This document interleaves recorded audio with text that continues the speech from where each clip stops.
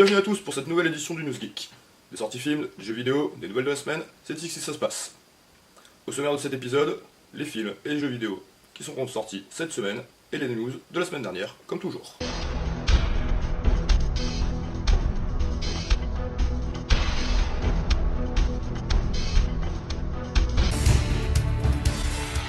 Commençons donc par les films avec les sorties habituelles du mercredi. Kin, le commencement, de Josh et Jonathan Baker, raconte l'histoire du jeune Ellie, un jeune adolescent de Détroit, qui, en se baladant dans une petite usine désaffectée, découvre une arme, disons, d'origine inconnue, et a une capacité un petit peu surpuissante.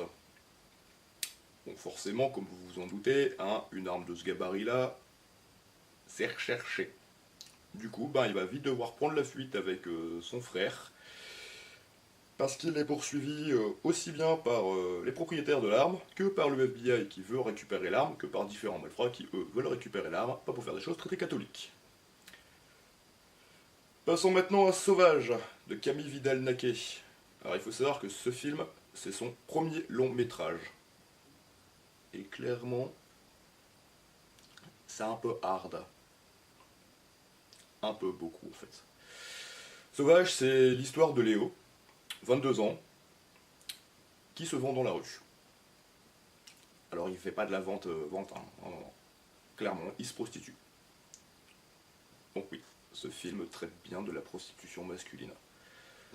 C'est assez rare, mais comme quoi ça arrive. Et donc voilà.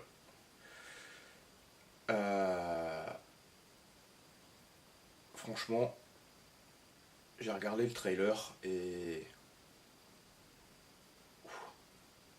j'ai mangé une grosse claque dans ma gueule. Du coup, je vais vous en foutre un petit passage là-bas derrière, là, soit derrière moi, histoire que vous puissiez un peu comprendre de quoi je veux parler. Parce que vraiment, c'est hard. Et je pense que le film va être super bien reçu par la critique et qu'il y a même moyen qu'il soit bien nominé à Cannes et qu'il puisse recevoir quelques bonnes petites récompenses. Alors, sincèrement, si Camille pouvait être récompensé pour ce film-là, ce serait vraiment badass. Passons à Bonhomme, de Marion Vernou. Alors, est-ce que vous voulez voir un film tourné en intégralité à Lille et dans ses environs ? C'est celui qu'il fallait voir.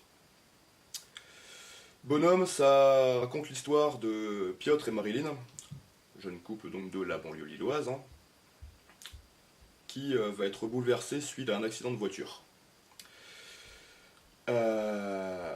Piotr va donc subir un traumatisme crânien suite à cet accident, et ça va finir par devenir un gros bordel quoi. Clairement il va perdre la tête, d'un coup il peut très bien passer de quelqu'un de très mignon, de très adorable, quelques forcément petite déficience mentale, à d'un coup une grosse bête assoiffée de sexe. Mais genre vraiment. Il peut sauter sur tout ce qui bouge comme il en a envie. Parce qu'il aura faim et que voilà. Du coup, sa nana, Marilyn, elle pense qu'elle va pouvoir, grâce à son amour, le sauver et puis faut regarder le film pour le savoir. 22 miles de Peter Berg avec Mark Wahlberg à l'intérieur. Bonne petite acteur. Il est bien. En gros, un officier d'élite du renseignement américain tente d'exfiltrer un policier qui détient des informations compromettantes. De base, quoi. Du coup, ils vont être traqués par une armée d'assassins tout au long des 22 miles, les séparant de l'avion qui leur permettra de quitter le pays. Ils sont pas cassés le cul pour trouver le nom du titre. Le nom du titre, oui, bien joué Nico. Ils sont pas fait chier pour trouver le nom du film. Bravo. Guy, de Alex Lutz. Gauthier, jeune journaliste, apprend par sa mère qu'il serait le fils illégitime de Guy Jammet, un artiste de variété française ayant eu son heure de gloire dans les années 60 à 90. Ouais. Celui-ci est justement en train de sortir un nouvel album de reprise et de faire une tournée. Donc du coup, qu'est-ce qu'il va faire le gamin ? Il va aller le voir. Et il va décider de le suivre, caméra au point, dans sa vie quotidienne et ses concerts de province pour en faire un portrait documentaire. En gros, on va se retrouver avec un documentaire dans un film. Essayez de voir. Poursuivons avec Burning de Lee Chang-dong. Lors d'une livraison, Jong-soo, un jeune coursier, retrouve par hasard son ancienne voisine, qui l'a séduit immédiatement. De retour d'un voyage à l'étranger, celui-ci revient cependant avec Ben, un garçon fortuné et mystérieux. C'est moche. Alors que s'instaure entre eux un troublant triangle amoureux, Ben révèle à Jong-soo son énorme secret. Peu de temps après, Amy disparaît. Voilà, donc ils sont deux mecs, une nana. Il y en a un qui revient avec la nana. La nana disparaît. Je sais pas pourquoi. Regardez pour le savoir. Breaking In de James McTighe. C'est un film qui est sorti il y a un bon bout de temps aux States, qui avait été relativement bien reçu par la critique, et qui du coup arrive maintenant à l'international, et donc par la France. Donc du coup c'est l'histoire d'une femme qui va se battre pour sauver ses deux enfants retenus en otage dans une maison impénétrable. Bon, la maison elle est impénétrable mais elle va pas l'être longtemps, hein. C'est une daronne qui va aller chercher ses gamins. Très clairement, je doute que ça reste impénétrable pendant très longtemps, quitte à y aller avec un temps. Je vais donc finir par un petit documentaire. Vous savez que j'aime bien les documentaires. Celui-ci s'appelle De chaque instant, de Nicolas Philibert.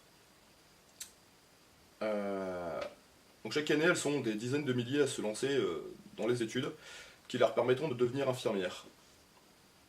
Admises au sein d'un institut de formation en soins infirmiers, elles vont partager leur temps entre cours théoriques, exercices pratiques et stages sur le terrain. En gros, vous l'aurez compris, c'est donc un documentaire sur la vie des infirmières.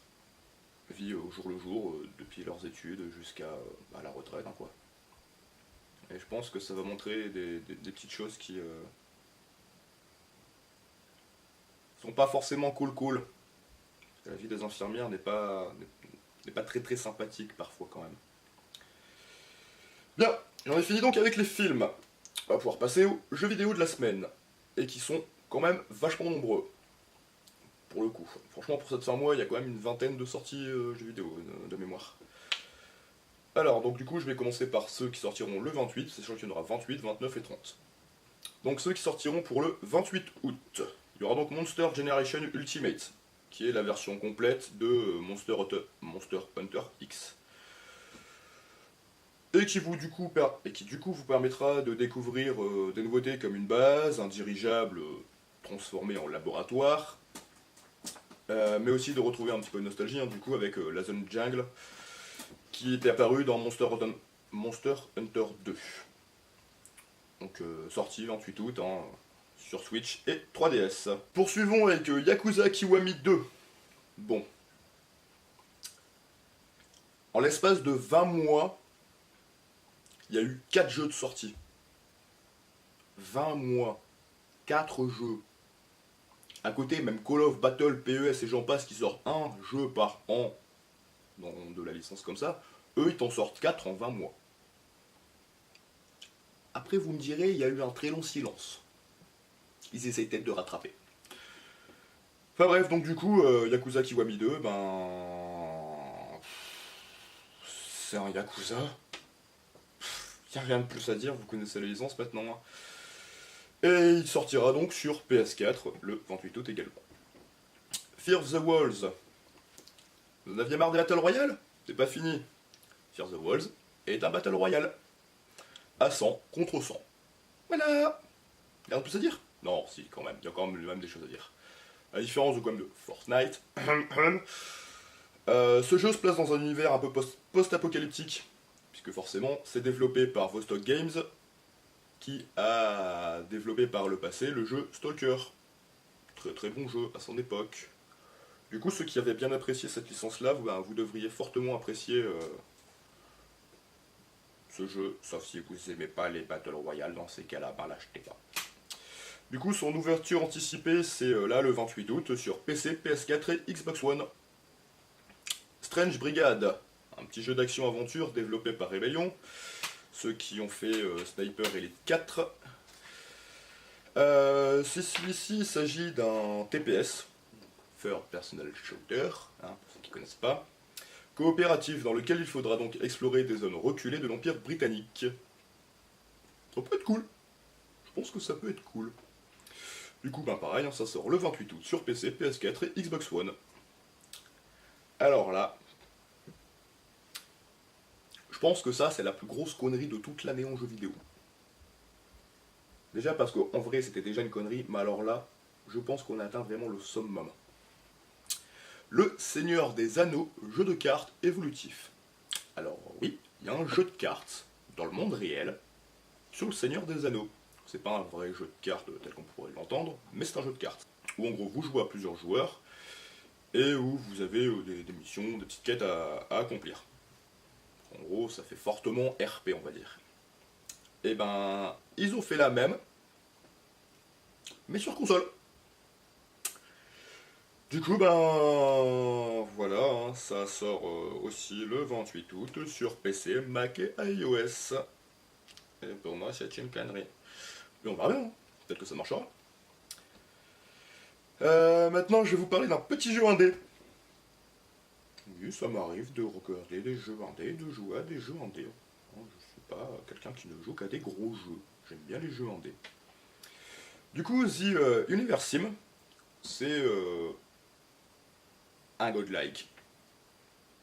Ouais, j'aime bien les godlike. J'aime bien me prendre pour Dieu dans un jeu vidéo et faire ce que je veux avec les gens. Et me dites pas le contraire, vous faites la même. Hein, entre les Sims et j'en passe. Voilà. Du coup, je pense que ce petit jeu, il peut être assez sympa. J'ai vu quelques images sur le web, ça avait l'air assez mignon. À tester. Du coup, ça sort forcément sur PC, Mac et Linux. Ouais, il y a des jeux qui sortent sur Linux. T'as vu ça? C'est cool. Allez, on va passer au jeu qui m'a fait le plus déconner. Donut County. Donut County. Comment je vais vous expliquer ce que c'est que ce jeu? Mais clairement, c'est tellement what the fuck. Pour faire simple, vous êtes un trou dans le sol. Et vous devez avaler tout ce qui est autour de vous. Vous devez vous déplacer, à chaque fois que vous vous déplacez sur quelque chose, vous l'avalez. Ce qui du coup vous fait grandir, grandir, grandir, grandir, grandir, grandir.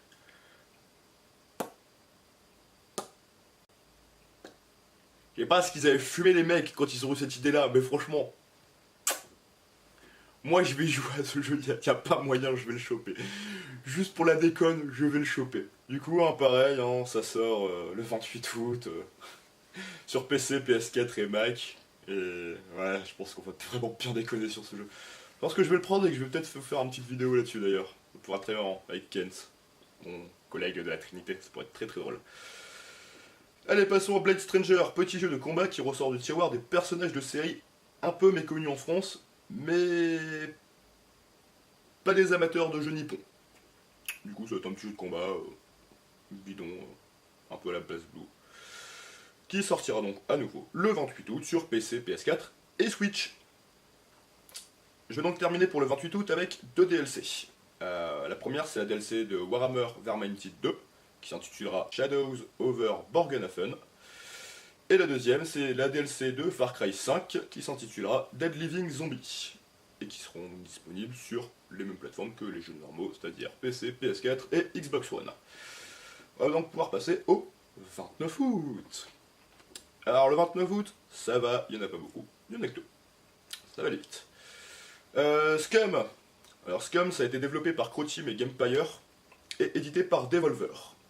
En gros, c'est un jeu de survie en monde ouvert sur fond de télé-réalité. C'est un peu chelou, oui, je sais. Alors en gros, vous êtes un prisonnier et en fait les prisonniers là-bas sont devenus des stars du petit écran. Comme quoi on fait vraiment tout n'importe quoi avec la télé-réalité de nos jours. Et en fait, le but, c'est de s'entretuer les uns les autres pour s'emparer du bagne. Voilà. Tu veux devenir maître du bagne? Défonce la gueule de tout le monde et tu seras le patron. Voilà, voilà. Et tout ça, filmé 24 heures sur 24, 7 jours sur 7, et présenté à la télé. Époque de merde. Du coup, ça sort sur PC, et bon, Firewall Zero Hour, c'est un FPS en réalité virtuelle développé par First Contact. Alors forcément, qui dit réalité virtuelle dit forcément PS4, avec le casque VR ainsi que les manettes. Et clairement, je pense que ça peut être vraiment trop top à tester. Franchement, peut être vraiment marrant. Du coup, ça vous mettra en conflit entre deux équipes de 4, donc du coup vous serez 8 sur le terrain, dans diverses configurations, hein, et où une équipe attaquera et une autre en défense, d'un point stratégique, et ainsi de suite. Du coup, je pense que ça peut être vraiment assez sympa. On avait un troisième, heureusement que j'ai mes notes. Merci les notes. C'est Green Hell, qui du coup sort aussi le 29 août. Green Hell. Vous vous souvenez de Bear Grylls? Et bien dans ce jeu, vous allez pouvoir vous prendre pour Bear Grylls. Oui, parce qu'en fait, vous êtes paumé en pleine jungle amazonienne. Seul. Sans personne. Il n'y a que vous. Il va falloir survivre. Bon courage! Ça sort donc sur PC le 29 août. Bon, le 30 août. Le 30 août, il y a l'un des jeux qui va être... c'est la licence la plus attendue de l'année pour certains. Hein. C'est désolant pour les autres. C'est PES. Eh ouais. PES 2019 sort le 30 août. Voilà, pour la plupart, je pense que ça fait au moins un an que vous êtes tous au courant. Mais voilà, pour les autres, bah écoute, il y a PES qui sort. Et clairement, bah ça nous fait une belle jambe. Et sinon, il y a Two Point Hospital, qui est un petit jeu de gestion-simulation, où du coup vous gérez un hôpital. Donc il va falloir gérer vos employés, les plannings, enfin... Un petit jeu de gestion, bidon lambda. Et ça sortira donc sur PC. The Messenger, jeu de plateforme pixel art, mettant le joueur dans la peau d'un jeune ninja chargé de délivrer un parchemin vital à la survie de son clan. Ouais. On verra, hein. C'est un petit jeu. Ça sort donc sur PC, PS4 et One le 29. Pardon, on est au 30, pardon. J'avais oublié, on est au 30. Je me plante. Bravo Vico, travaille bien. Passons à Dark Devotion. C'est un action RPG conçu à la manière d'un Soul-like. Donc en gros, les ressources vont être rares, les combats difficiles, et l'ambiance un petit peu mortifère. En gros, Dark Souls, mais avec un autre nom. Bon courage! Ça sortira donc sur PC, PS4 et One le 30. On passe donc au 31 août avec Naruto to Boruto Shinobi Striker. En gros, comme pour tous les Naruto qui sont sortis pour l'instant, c'est un jeu de combat qui se passe donc dans l'univers de Naruto. Bah, ça en fait qu'un de plus dans la licence, hein, j'ai envie de dire. Hein. Ça sortira donc sur PC, PS4 et One, comme d'hab, pour les trois quarts des jeux de toute manière. Dead Frontier 2. Alors Dead Frontier 2, je pense qu'il peut être vraiment sympathique aussi comme jeu. C'est un jeu de survie, massivement multijoueur, et gratuit. C'est important de le préciser. En gros, ça va vous plonger dans un univers relativement sombre, dans la peau d'un des rares survivants d'une épidémie mortelle. Du coup, à partir de là, va falloir se frayer un chemin à travers les différents infectés, et forcément, comme dans tout bon jeu qui se respecte, survivre. Bon courage à Skip. Ça sort donc sur PC le 31 août, et c'est gratos, hein. On le souligne bien, ça, c'est gratuit. Donc, jouez. Bon, on va donc terminer par les nouvelles.